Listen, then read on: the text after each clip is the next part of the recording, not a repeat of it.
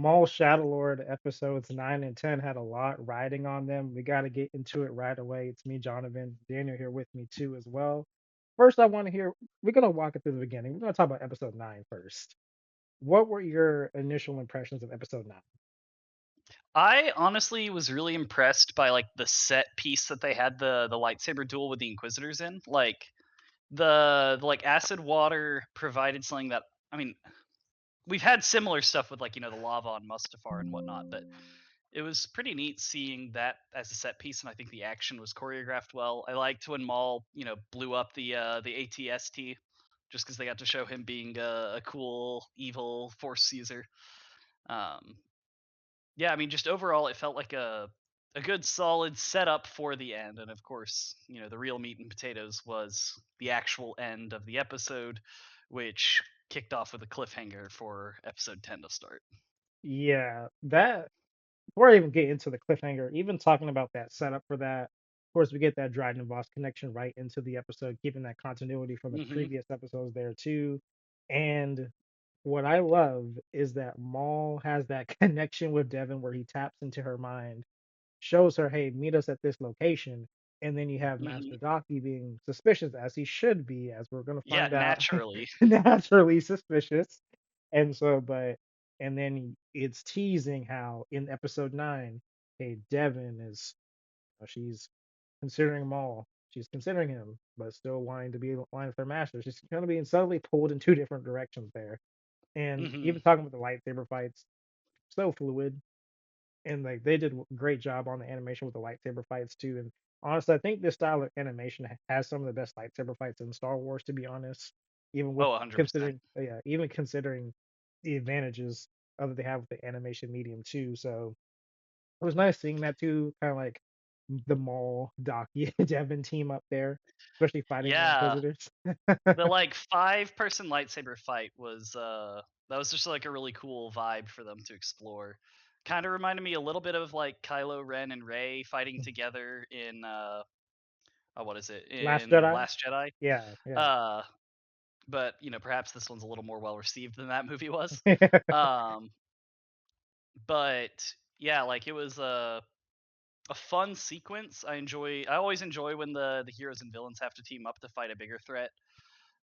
And just seeing all the blue and red lightsabers having to fight side by side is Yeah. just it's a fun visual no matter how many times I see it. So I was happy to see that at least. Yeah, and I think this episode did a good job of building the momentum for what we see at the end, and we're gonna go ahead and say we see Darth Vader at the end of this episode, which I Mhm. had my thoughts about whether Vader would show up in the show in a capacity too, because something we all want to, well, it exists in other mediums and legends, of course, but Darth Maul versus Vader. That's the matchup we've been Yeah. wanting to see. It's something I had thought about too as well. Where we're gonna get that matchup in that. And so yeah, and Vader is like a horror movie.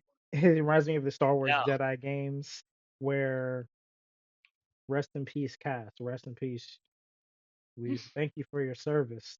But Vader has entered the picture now. Your time is up. The goat has arrived. Mhm. And you see where she's like reaching out and she gets pulled back in. I was like, no, no, no, Yeah, they certainly know how to keep like legacy fans entertained when Darth Vader shows up, and I do appreciate that like when Vader shows up it's not a oh, we can beat him. It is a we are lucky if we get out of this one alive. And yeah, I'm happy that they keep a commitment to that general vibe with it. yeah, they keep his, yes, aura intact. And honestly, I Mhm. will say this too. I think Disney specifically has done a great job of keeping Vader's character consistent and how he's depicted across different mediums too, because he's always a Mhm. threat, always taken seriously, always intimidating too as well. So that was a great way to end off episode 9 there, getting that little teaser. And in the age of streaming, we didn't have to wait a week. We can press Yep. play to the next I episode. was kind of surprised they didn't try to do that as like one of the end of like batch surprises that they've done because they've done stuff like that with some of the others. I was impressed with their restraint, shall we say, and actually doing that. I guess they obviously wanted to have it for like the May 4th like surprise. Mm-hmm. But I was kind of expecting them to just like do a reveal like that and say, "All right, see y'all in a week." But Yeah. no, they're like, "All right, so you want to keep watching, right?" It's like, "Yes, Disney, I want to keep watching." Yes, we got to keep you subscribed. Mhm. Keep you subscribed for that May 4th. That's their version of a happy May 4th there. But even leading into episode 10, what were you thinking going into episode 10? Just like, what were your first impressions of like this last episode of this season?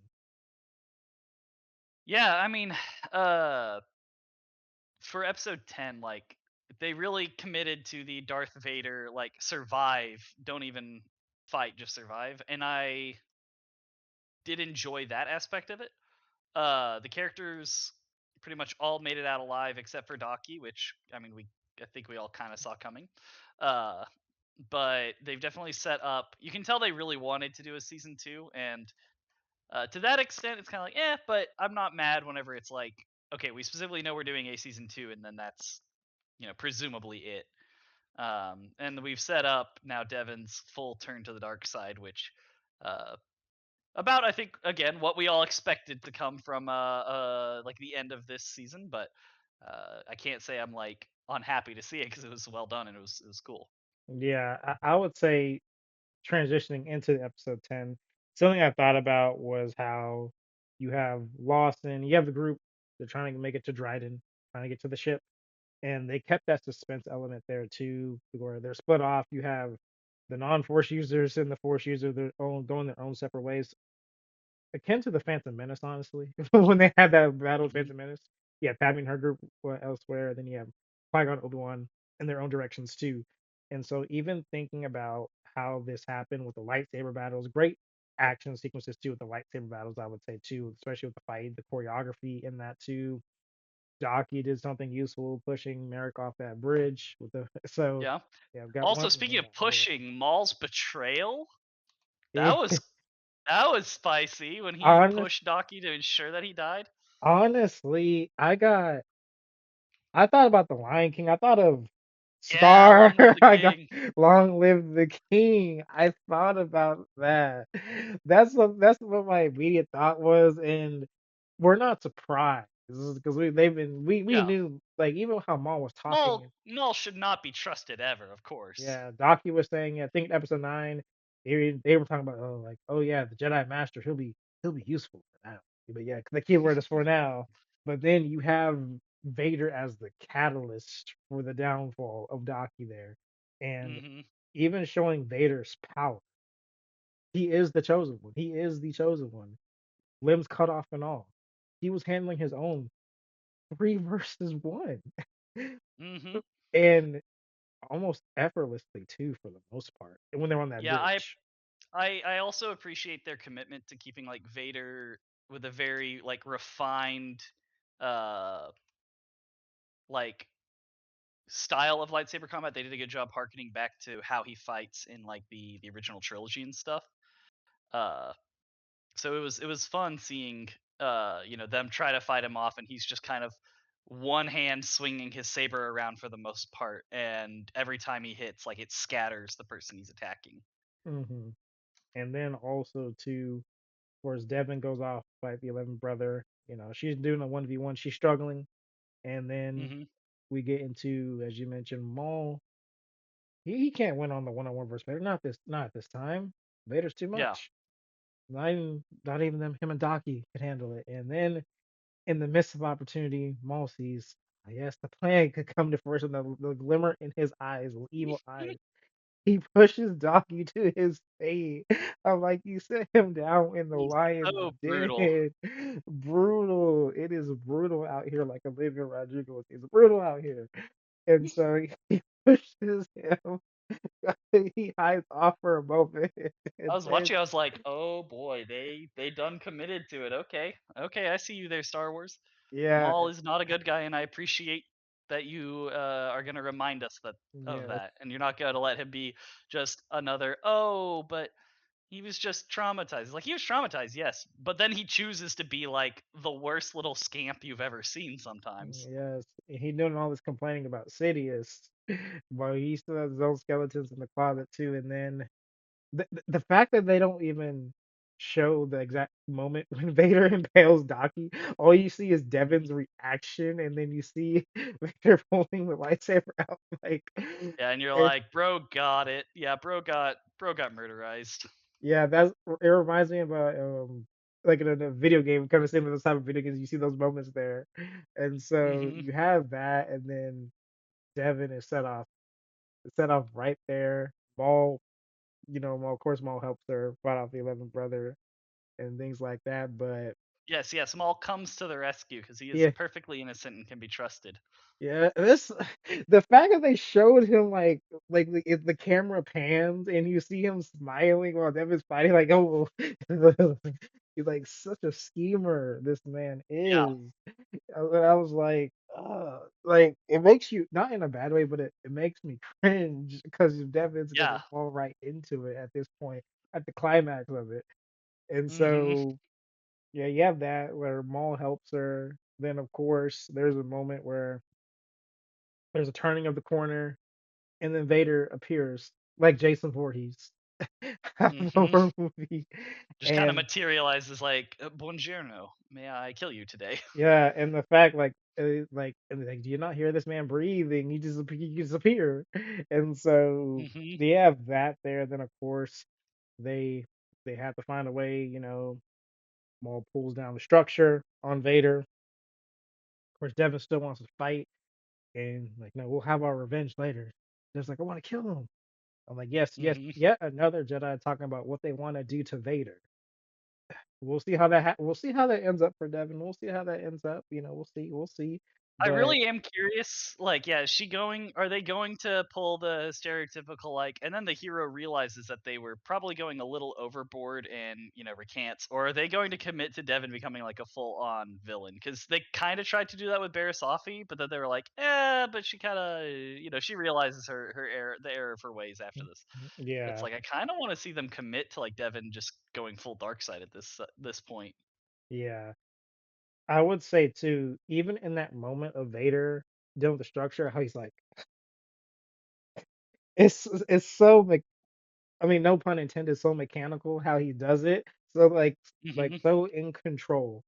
This is prime Darth Vader here. So love Yeah. seeing those moments there too. And you see even transitioning when they're all back on the ship. Well, I want to take it back. Let's take it back for a moment. Lost and sacrifice. Lost and Yeah, rest sacrifice. in peace, Lawson. Rest in peace, Lawson, Dad of the Year. I mean, Father's Day is next month. Sorry you couldn't make it, man. Sorry you couldn't make it. Oof, Rest in peace, man. Rest in peace. But yeah, that was. But that brutal. was. But I had a feeling Lawson wouldn't. He's one of those characters. He's one of those foundational characters for the show, but he's not gonna make it far because he has Mhm, of course he has the target on his back, but he's the catalyst for like Riley's character development because from what I imagine, like Devin and Riley they seem to be around the same age. They're setting up Riley for something that's probably gonna be influencing Devin's character arc too. Well, how's Riley gonna turn out now that okay, his dad got mhm. killed by the Empire, yet his mom is pro Is the Empire. Empire.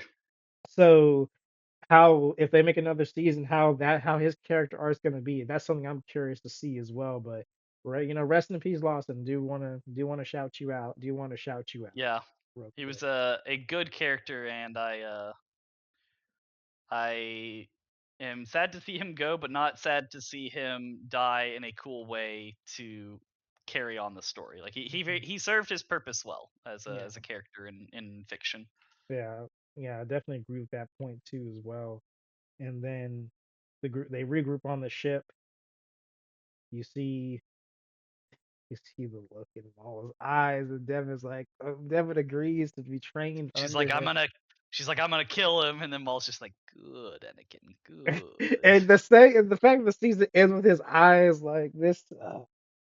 Like his eyes, like you like we could tell, we could tell, like we're in for some great content moving forward, but at the same time, this is what the season has been leading to this entire time from the beginning when he was Mhm, having visions, premonitions of having an apprentice. He was setting things up in motion in a way to get to this moment right here. So even going into my predictions for the future Devon, like again, something I talked about before, Maul's manipulation. Like I don't see Devin becoming like full on evil in the sense, maybe like akin to a Maul, but I Mhm.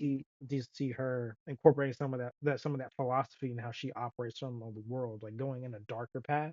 But I don't see her like fully like turning down the evil path. At least that's just me. Though. We'll see. No, I think But that's probably likely. I'm just curious if, like, I always want to see companies like actually make the risky choices and do stuff that wouldn't be expected. So I kind of hope we'll see something, spicy pulled, but we'll just have to see what direction they take it in.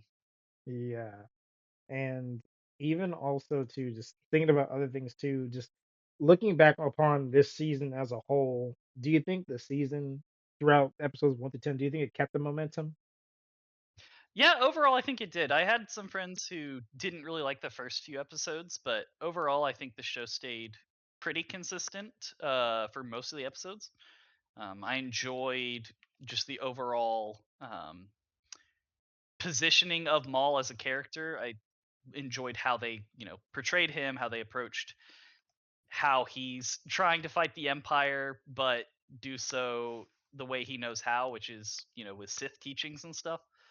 Uh, yeah, I thought it was good, and I am more excited for a season two than I thought I might be. Mm, Uh, just with all the consistent season twos we've been getting, or like second or third or whatever seasons we keep getting with everything else. I actually did enjoy this one, so um, I'm looking forward to the next season for sure. yeah, and for something that was only 10 episodes, definitely kept me engaged throughout too as well. Yeah. And I'm even thinking like, what was the maybe like what was even the best episode of this season?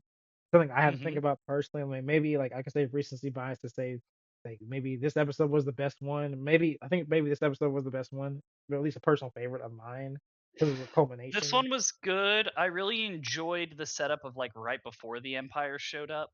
Um, but I mean, it's hard to beat Vader showing up and being animated in Clone Wars style and taking names. So And the payoff was worth it.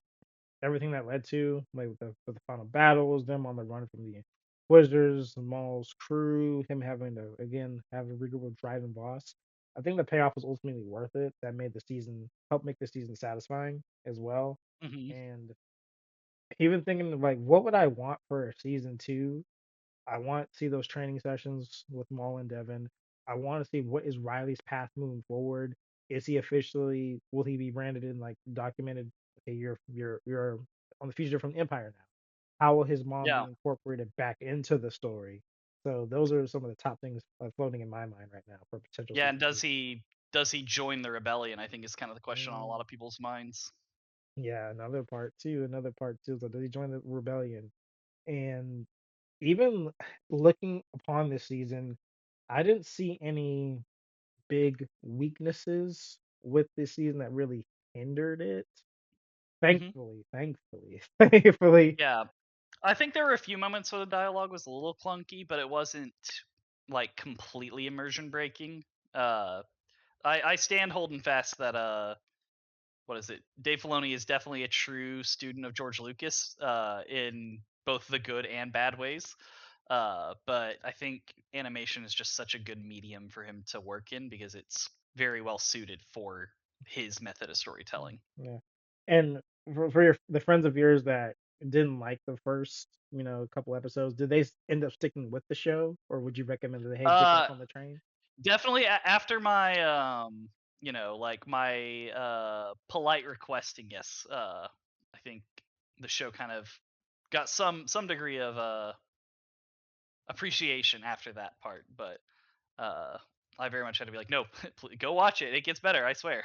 Yeah, especially after especially after this finale right here. Everyone get back on that train and Hmm. stick with it. The episode's only about like 20 or something minutes each. Stick with it.